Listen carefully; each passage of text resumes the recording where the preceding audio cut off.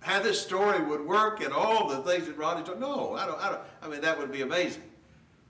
But she just believed in God. And what an act of faith this was, to my mind. That's what was an act of faith on her and her husband's Yeah. faith, just amazing. And there may mention of them. Absolutely. In Hebrews 11. So, and that's, here's a great lesson for me. Yes, ma'am, go ahead. I was just going to say that obviously whatever it was that made him a goodly child to his mother, she was counting on that to convince whoever found him to also adopt him, to keep him, to not, because I think it was obvious he was a Hebrew child.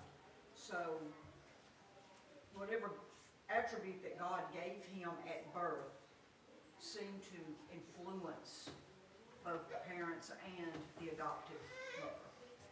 I think overall, the point is she believed God. The God that shined on this child will not allow him to be destroyed. She believed that. And that's a great lesson for us. If we'll just start, if we'll just take the first step, if we'll just do the right thing, you just can't imagine what God can do with an obedient faith. And I wonder so many times in my own life, this is sort of we're going to try to say a couple more things about prayer today. In my own life, how many times maybe some fear or some just lack of faith has thwarted what could have been a blessing. And God's not going to force me. But, the idea of just acting in faith, not foolishly, recklessly, but in faith. And what God can do with it. That's a great example of all of that, I think, in the story of Moses. Well, who in the world came along but Pharaoh's daughter? The daughter of Pharaoh came down to wash herself at the river, and her maidens walked along by the riverside. And when she saw the ark among the flags, she sent to her maid to fetch it. And when she opened it, she saw the child, and behold, the babe wept. And she had compassion on him and said, "This is one of the Hebrews' children." Natural affection. The affection for a crying child. It moved the heart of this woman. Is this an incredible story? Through the years, maybe you're like me, have you ever heard somebody read this story and sort of roll their eyes at the idea that Pharaoh's daughter would be bathing in the river? That just seemed like some sort of crazy thing. Well, I don't think it's a crazy thing. In the first place, you have to remember that, the Nile was considered sacred, and so the daughter of Pharaoh using the waters of the Nile to bathe in would not be outrageous. And secondly, we don't know the arrangement. It's not that she would have to be out in public bathing.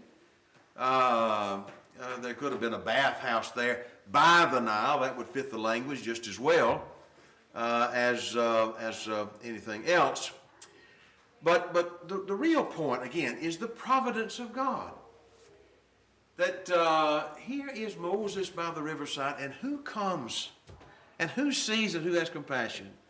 It was no less than Pharaoh's daughter. We talk about the providence of God. I think this is another great example of that. How God, without forcing anybody to do anything, lines up the time and the place and the people at just the right way in order to work this purpose. I don't know how to explain that. I marvel at it. But as we've tried to say in previous lessons, and I'm sure you've thought about through the years, you think about the providence of God, you think about God marching so many steps ahead of things. And with such power and such knowledge that I can only wonder at. What was it that Job finally concluded? Now I know that thou canst do everything. That's right. When I look back on everything, I realize that God's just working at such a level, if I don't see him, it's just because I can't see that high. So, yes, sir. I was just going to take this too, that I can't help but believe, it seems to be a God-fearing person, that I feel like, her back's against the wall, her and her husband, and they're getting ready to put him into the Nile. That's got to be very, very difficult. You think about that, how you about if it's your child, and heartbreaking that you want this child to survive. And I can't help believe that she would pray.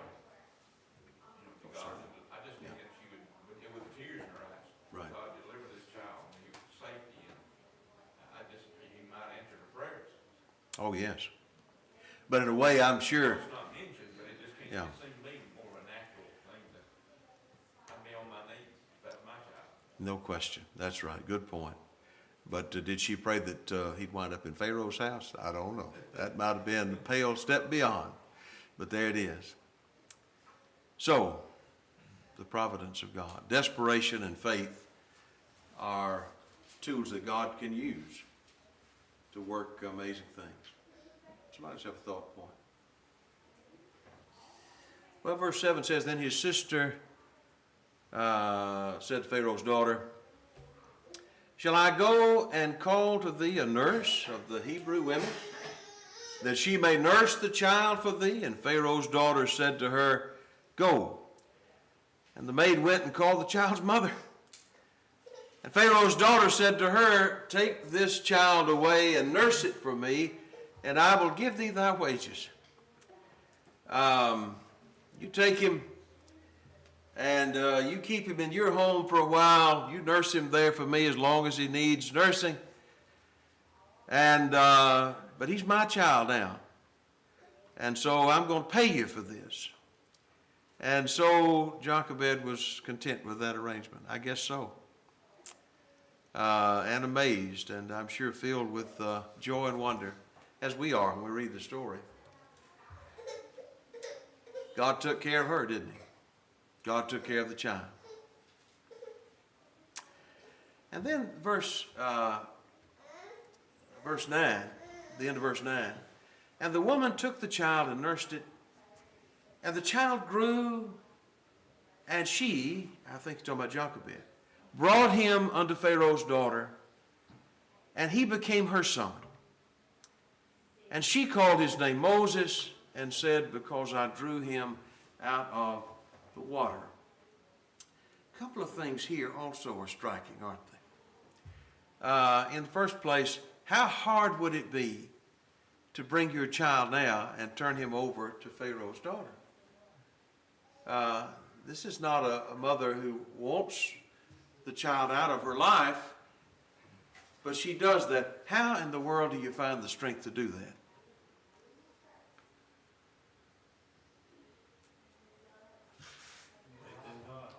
Faith in God, yes, sir. You remember when two women were arguing over one child, the mother said, Yeah. Cut him in half. And the mother knows that natural affection you're talking about. And I think that's part of that. Just that she could see him from afar, know he's there, he's safe. So she did the best she could with the situation she had. Yeah. Yeah, that's why she risked her life all the way through this, isn't it? Yeah. But you know, when you think about it, it's sort of that same, it's just an extension of that same faith we've seen all along, isn't it? Mr. Rawlinson writes, when the time came, probably at the end of the second year, for him to be weaned, that's a guess, she was bound, whatever the sufferings of her heart may have been, to give him up, to restore him to her whom she had, who was to receive him. We see that she made no attempt to escape her obligations. I think it was because her tried and proven faith was working here. It was the faith that she had in God when she had the child, to keep the child. Why keep the child? Because I believe that God will help us. Why put the child there to be found? Because I believe God will watch over us. Why give this child now to Pharaoh's daughter? Because I believe that God will watch over him. I believe in God. I trust him. And I'll yield to his providential care. Hannah and Samuel. Right. Very similar story. Although something says I'd rather give him to Samuel than Pharaoh's daughter. But that's right. That's a good point. Good parallel. Chapter 7 of Acts, Acts 7. Remember when Stephen's talking about this story. When he was placed outside, Pharaoh's daughter adopted him and brought him up as her own son. So Moses learned all the wisdom of the Egyptians and became a great man, both in words and in deeds. All of this, again, goes back to the idea that he was certainly schooled, highly educated, trained as an Egyptian prince would have been trained. There are a lot of legends and stories. We don't really know much more than that statement. Philo, who was a Jewish historian of the 1st century A.D., wrote about the life of Moses, and he suggested that Moses would have been schooled in music, geometry, arithmetic, hieroglyphics, the whole circle of arts and sciences. We do know that the Egyptians were an ancient people, and we know that their accomplishments were mighty. You ever seen the pyramids? That's pretty awesome. I couldn't do that. But they knew how to do that 4,000 years ago. This is the nature of, I think, their amazing system of learning, history, and science, and so on. Tradition tells us that Moses, during this period of time in Egypt, became a great captain, a military man. Josephus tells that story. I don't know if that's true or not true, but he tells quite a story about Moses going up against some of the Cushites and defeating them and leading an army. I don't know. Hebrews 11:24 says Moses grew up and faith led him to refuse to be known as a son of Pharaoh's daughter. At some point, no matter what he had learned, what he had accomplished, he did not want to cast his lot as an Egyptian, but rather as a Hebrew. So it's evident at some point in time, maybe early on, that Moses was made well aware of his Hebrew origins and upbringing. Maybe it was due to his looks, maybe it was due to something else. Maybe his family would have had communication with him somehow. That doesn't seem unlikely. Maybe it was that the Egyptians around him never let him forget it. I don't know. But somehow Moses never quite felt at home with Egypt as he knew who he was. So back to Exodus now, Exodus chapter 2. It came to pass, in verse 11, it came to pass in those days when Moses was grown. He's about 40 years old now, Stephen tells us. That he went out unto his brethren and looked on their burdens, and he spied this scene, an Egyptian smiting a Hebrew, one of his brethren. And he looked this way and that way, and when he saw there was no man, he slew the Egyptian and hid him in the sand. Let me pause there for a minute. What do you make of that scene? What happened here? He's showing initiative, defending his people. Even 3 times in this chapter he does that. Killed the Egyptians and two brethren there having an argument. And when it's well, he's showing leadership abilities, and even at that time. Yeah, yes, sir. This is the point that you've alluded to where he made the decision not to be Egyptian and to be Hebrew. Yeah, he identified not with the master but with the slave. And it incensed him, this sense of injustice, the way this man's being treated. And we're not told all the rest of that story. Did he wake up that morning thinking, I'm going to kill one of these fellas. I don't know who it's going to be today. Somebody's going down. I doubt that. But it's also a little difficult to say this was just an act of passion. I don't know how the legal distinctions are made between premeditated murder and manslaughter or whatever. But anyway, he did look this way and that way. That's an interesting detail. He thought beforehand, now look, I don't want to get caught doing this. There's some measure of determination here, not just passion. But he says, yes, I'm going to kill him. And he did, and he hit him. And he thought, well, that's that. But it wasn't that. Yes, sir. If he was 40 years old at the time, you figure he's been seeing this for 20 plus years. Yeah. Been watching the abuse, watching everything. It finally just clicked. This has got to stop. Maybe.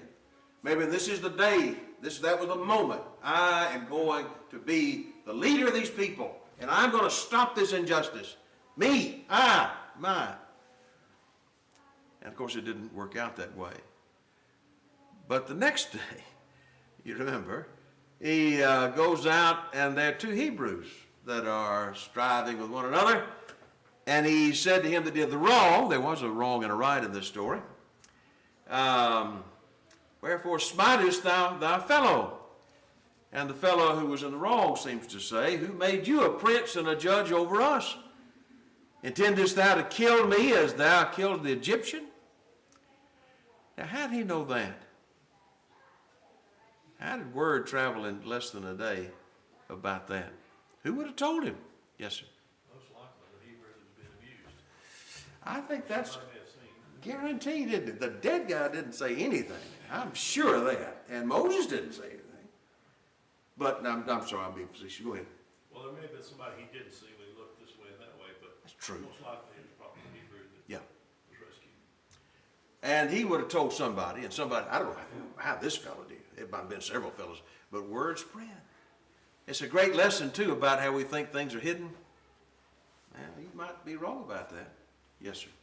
I think maybe he wanted it to be, the word to get out, because in Acts 7, verse 25, it says that, when he did that, he supposed that the Israelites would know that he was delivering them by his hand. They didn't understand, something like that.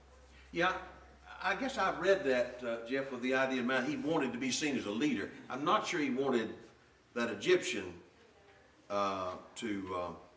maybe that story to be known. Maybe he did. That's a possibility, I suppose. It certainly became evident that he was afraid when he knew it was known. But I think that's more, I read Acts 7 more the matter, I want you to know I'm the guy. What he did over here, he seems to be trying to hide because he was afraid of the repercussions from the Egyptians. Is that reasonable? Sure. Yeah. Okay, good point. Somebody else had one. I'm sorry if I missed you. Yes, sir. 4 years later, that he's going to be completely different. Yeah. Who will that? Right, that's the point. Yeah, the story, great point of the story, yeah. But right now, I've got this figured out, and I'm going to do this. And I think it was a great shock to Moses when he was rejected, and his deeds that he thought were secret were known. Moses feared this thing is a known thing, and so Pharaoh heard this thing and sought to slay Moses. Maybe before, or about the time Moses got the word, his deed was out there. There was already an arrest warrant for him. I don't know. But I do know the next thing we find in verse 15 is that Pharaoh chased Moses out of town. Moses fled from the face of Pharaoh, and he dwelt in the land of Midian, and he sat down by a well. Let's say a word about that fleeing. Why did Moses flee? Fear for his life. Fear for his life. Seems reasonable. Read with me over in Hebrews, somebody read this for me, please. Hebrews chapter 11 and verse 27. Do I have a volunteer to read that? Yes, sir, go ahead. By faith he left Egypt, not being afraid of the anger of the king, for he endured as seeing him who is invisible. He forsook Egypt not fearing. And so sometimes the question is asked, did he fear or did he not fear? What's the answer? It's not a contradiction, is it? What's the answer to that? He feared, didn't really fear. He had faith in God, even though he was fearful. That it didn't, I don't know how to say it. Even though he was fearful, he still was faithful to God. He didn't let fear overcome him. Yeah. Overcome the situation. It's like Paul, he could have been disobedient to the heavenly vision, but he was not. He chose to do what was right. He had a choice there, he said. So, I don't know if that's helpful. All right, yeah, okay. I'm sorry. Don't y'all raise your hand up. This is not a little school, kids, but I don't want anybody to get lost, or am I inviting everybody to jump over everybody else? So let me just say, somebody say, yes, ma'am. Maybe was talking about when he went back to bring the Egyptians out of bondage, he didn't fear him. Well, I'm sure he didn't fear him then, in a sense, yeah. But it seems that he's saying here, he forsook Egypt in the sense of leaving. Now, you're suggesting maybe that's a forsaking in some other sense. Well, when he was still forsaking them when he went back, Yeah, right, bringing the people out. right, in a moral sense. Okay, all right, I appreciate that. Somebody else have a thought? I miss somebody, I feel like. You know, think about this parallel, if we're on the right trail here, that when we say he did not fear, as Rodney pointed out, that doesn't mean that there was an absence of fear in every sense, but more that he didn't let that fear master him. You know, he didn't fear the king in the sense that he went ahead and did it anyway. He might have been afraid on one level, but you know, fear doesn't rule you until you yield to it.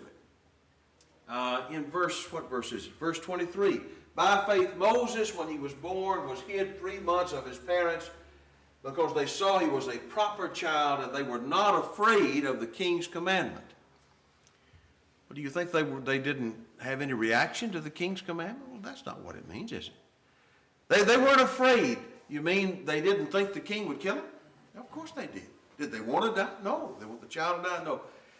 So they were on one level afraid, but that fear did not determine their conduct in the sense that they didn't yield to that. They didn't cower.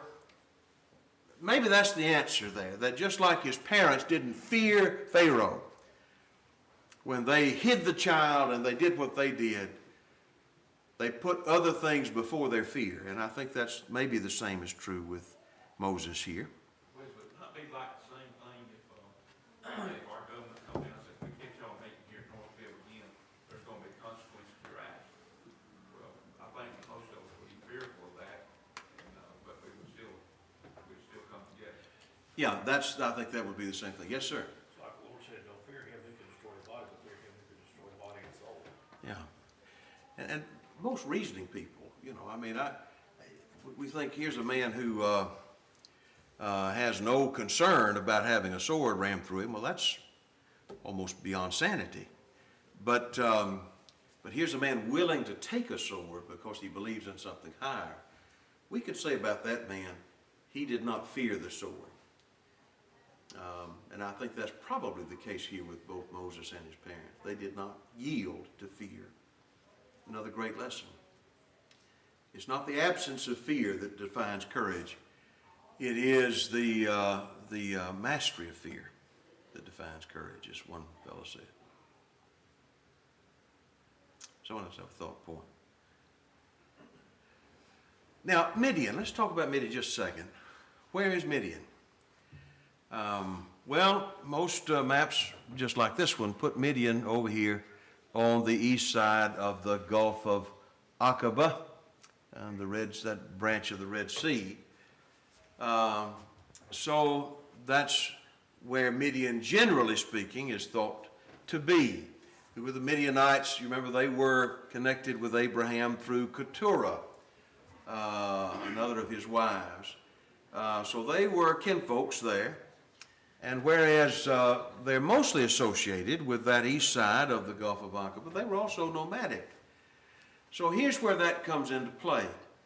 That when you read a little further in the story, Moses winds up with the Midianites here. And he's going to be keeping his father-in-law's sheep near Mount Sinai. But we always associate Mount Sinai with the west side. So, you know, if Midian's on the east, what's Moses doing over here keeping the livestock on the west side of the Gulf of Aqaba? Some have come to the rather radical conclusion that we must have misplaced Mount Sinai. And so you will read in some of the books, and I'll just mention this is confusing, just ignore it. But if you've ever run across this and wondered about it, there are some people who put Mount Sinai, not here, the traditional site, but over here on the other side. Oh yeah, this is actually Mount Sinai. This is where the Midianites were. This is where Moses was keeping his father-in-law's livestock, and so that radically changes the picture of geographically what's going on. I don't think this is the best answer. Smarter folks than me can make a better case for it. You know, we have the idea of Kadesh Barnea being up here, this area. Why in the world would they come all the way over here and then go back over here to go anyway? There are a lot of things that just don't make sense geographically, and I don't think it's necessary to move the whole story to the east because Moses spent time with the Midianites. I still think the traditional map makes the most sense. And we would maybe explain that if Midian seems to be a good bit further west than we might have thought, well, maybe that's because they were nomads and a branch of that family might have been living on this side of the Gulf of Aqaba. But I still think this is the idea. He leaves Egypt and he comes down here to a branch of the Midian family that would have been somewhere along the area, not too far from Mount Sinai. There was a believer in Jehovah in that area. That doesn't surprise us too much, does it? You know, we think about God being exclusively the concern of Israel, and nobody else knew God. Well, the families of Abraham, I think, otherwise, other than Israel, were aware of God and worshiped God. And so when we read the story of Job, we find believers in Jehovah, all, although none of them were Hebrews in the sense we're talking about. And when it comes to this story, we find a priest of Midian. He was a man who had 7 daughters. Chapter 2:16 says, and they came and drew water and filled the troughs to water their father's flock. And as was common, the shepherds would come and drive them away, let them fill up the troughs with water, then they would chase them off and use the work they had done for their own purposes, so they'd have to draw water for everybody before it's over with. And that would take a lot of time. But on this particular day, they come back to their father. Ruel is the name that is used here. Ruel means literally the friend of God. And Ruel, their father, said, what are you doing home so quick? And they say, well, an Egyptian delivered us out of the hand of the shepherds and drew water for us enough and watered the flock. Not only did he chase off our enemies, but he drew the water. So, this was good news. They just saw him as an Egyptian. He must have been dressed like one, looked like one. And he said to his daughters, well, where is he? Why'd you leave him there? You know, go fetch him, bring him home that he might eat. And so in chapter 2 and verse 21, that's what they do. And Moses gets to know the family, and Moses is content to make his life with the family. That's a big word. Moses was content to dwell with the man. I underlined that word in my Bible. Moses was content. You know, he had had a lot of special training, hadn't he? He had a lot of ambition, didn't he? Didn't he think just shortly before that he was going to be the great instrument of God to deliver the Hebrews, and he was going to be and now he says, I'm content to be nobody, really, just a guy. Just a part of this family. I'll just keep the sheep, and I'll take this woman to be my wife. Zipporah was her name. So Zipporah, the daughter of Luelle, becomes the wife of Moses, and they have a son. And the son's name is Gershom. Anybody remember what the word Zipporah means, by the way? You have a little footnote in your Bible. The source that I checked said that the name Zipporah literally means little bird, or whatever that's worth. Maybe more significant would be the name Gershom. That's something stressed in the scriptures. What does the name Gershom mean? Stranger, foreigner, sojourner. And we can understand why he would write that, or why he would offer that name, because he said, I have been a stranger in a strange land. What land do you think he was talking about? Yeah, I think so. Yeah, really, that's true, but especially in Egypt. Yeah, yes, sir. Brother Perk? Talking about him being content to dwell with the man and the family there. That would be another way of him to kind of fall off the radar too, as far as Pharaoh finding him, he just kind of no longer exists. Yeah, But the fact that he's content with that falling off the radar is interesting, isn't it? Because that's not what he'd been trained to do. And that's not where his head was before this. He wasn't willing to go with the Egyptians' idea of what he was supposed to be, but he certainly had his own idea, his own ambitions in mind of taking on this work of delivering his people from this kingdom. And he was the perfect man to do that. And I'm sure in his mind he thought, you know, God wouldn't have put me here if that wasn't so. But it was not the time and not this way. Sometimes God says no in his providence as well. Good point to remember. Question and point for, yes, sir. It seemed like Moses lived like 120 years. He spent 40 of it in Egypt. And he's going to what, spend 40 here being a shepherd, and 40 leading the children of Israel through the promised land? Right. That's right. So it seemed like he's not ready for what our God is in his providential care. He's not Moses. He's maybe using Moses to develop him to be that type of leader he needs him to be. Yeah. Moses thought he was ready. Moses, Yeah, but he wasn't. that too about all things. Yeah, exactly. It's a great lesson in providence, isn't it? It's a great lesson sometimes in leaving it in God's hands, sometimes taking the answer no. You know, maybe that means not yet, maybe not now. It's a marvelous story. So, well, he goes on in verse 23. It came to pass in the process of time, 40 years, that the king of Egypt died, and the children of Israel sighed by reason of the bondage, and they cried, and their cry came up unto God by reason of the bondage, and God heard their groaning, and God remembered his covenant with Abraham and Isaac and Jacob, and God looked upon the children of Israel, and God had respect unto them. The key point to me here is God saw and God knew. I've shared this story with you before, some of you I know, a little silly anecdote, but when, you know, growing up when I did in the 60s and 70s, even when we weren't going to church, I can remember, you know, on these holidays, movies, religious movies coming on. I never was a big movie watcher, but one movie back in the days of the 3 channels that you just couldn't avoid was the story of the 10 Commandments, the Charlton Heston version of the. Everybody's seen that if you're a certain age. I don't know if our kids have seen that one or not, but anyway. And I can remember we weren't going to church. I didn't have a religious life at all. I was pretty young. I can remember that being on, and there's a point in that movie which I haven't seen in a long time, so I think I've got this right.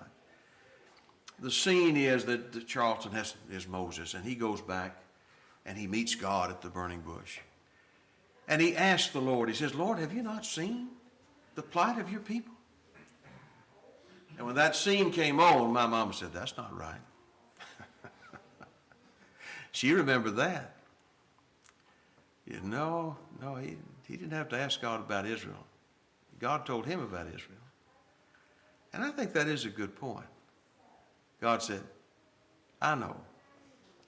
And that's the point made here. God saw, and God heard, and God knew.